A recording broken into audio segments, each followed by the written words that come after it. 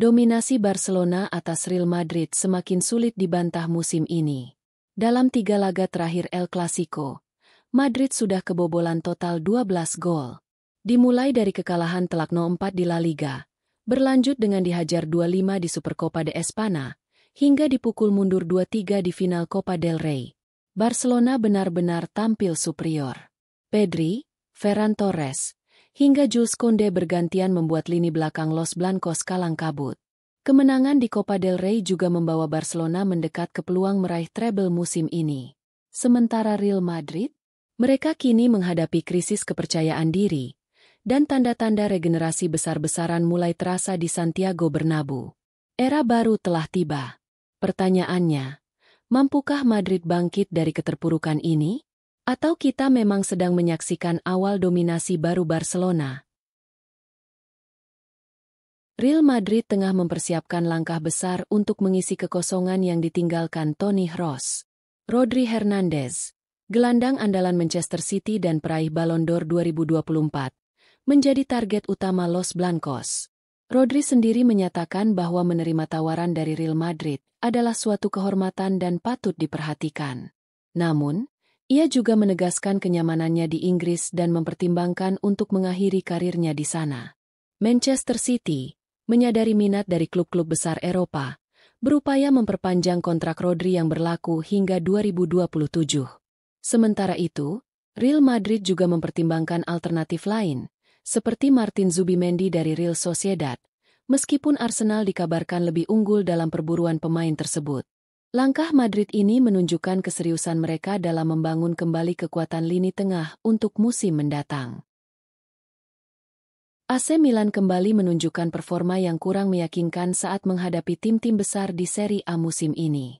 Dalam beberapa laga terakhir melawan rival papan atas seperti Inter Milan, Juventus, dan Napoli, Rossoneri gagal meraih kemenangan, bahkan seringkali menelan kekalahan dengan margin yang signifikan. Kondisi ini menimbulkan kekhawatiran di kalangan pendukung dan analis sepak bola, mengingat ambisi Milan untuk bersaing di level tertinggi. Kelemahan dalam konsistensi permainan dan kurangnya efektivitas di lini depan menjadi sorotan utama. Manajemen dan staf pelatih diharapkan segera menemukan solusi untuk meningkatkan performa tim, terutama dalam laga-laga krusial melawan pesaing utama di liga.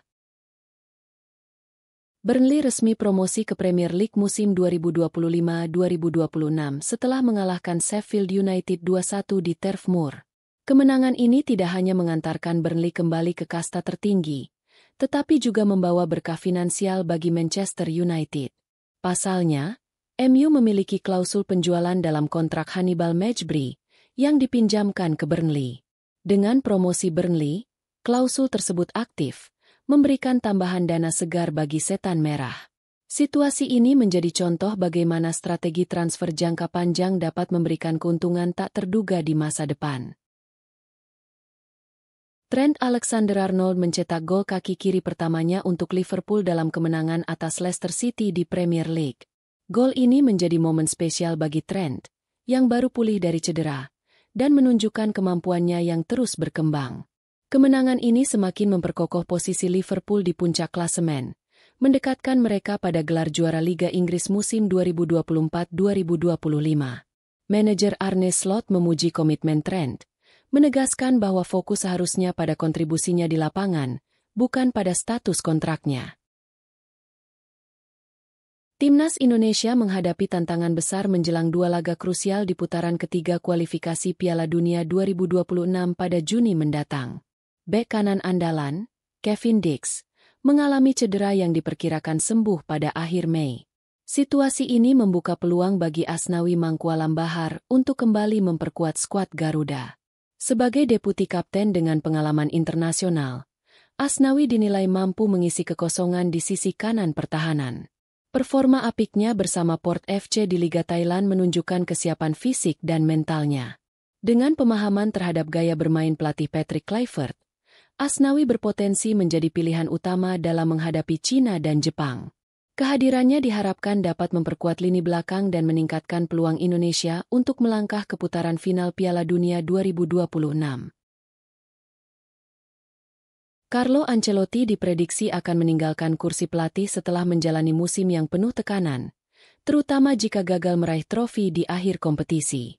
Xabi Alonso, yang saat ini menukangi Bayer Leverkusen, telah mencuri perhatian dunia setelah membawa klubnya tampil luar biasa di Bundesliga, tak terkalahkan sepanjang musim dan meraih gelar juara untuk pertama kalinya dalam sejarah klub. Gaya bermain Alonso yang dinamis dan pendekatan taktis yang modern dinilai cocok dengan filosofi Los Blancos.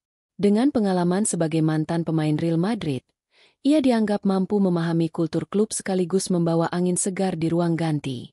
Jika proses berjalan lancar, musim depan bisa menjadi awal dari era baru Madrid di bawah arahan salah satu alumninya sendiri. Cristiano Ronaldo resmi memperpanjang kontraknya bersama Al Nassr hingga musim 2026-2027. Dalam kesepakatan fantastis ini, CR7 akan menerima gaji sebesar 200 juta euro per tahun, setara hampir 4 triliun rupiah, menjadikannya salah satu atlet dengan bayaran tertinggi di dunia. Tak hanya menjadi andalan di lapangan, Ronaldo juga akan berperan sebagai duta resmi Piala Dunia 2034 yang akan digelar di Arab Saudi. Sejak bergabung pada Januari 2023, Ronaldo telah mencetak 90 gol dari 99 laga, membuktikan konsistensinya meski usia tak lagi muda.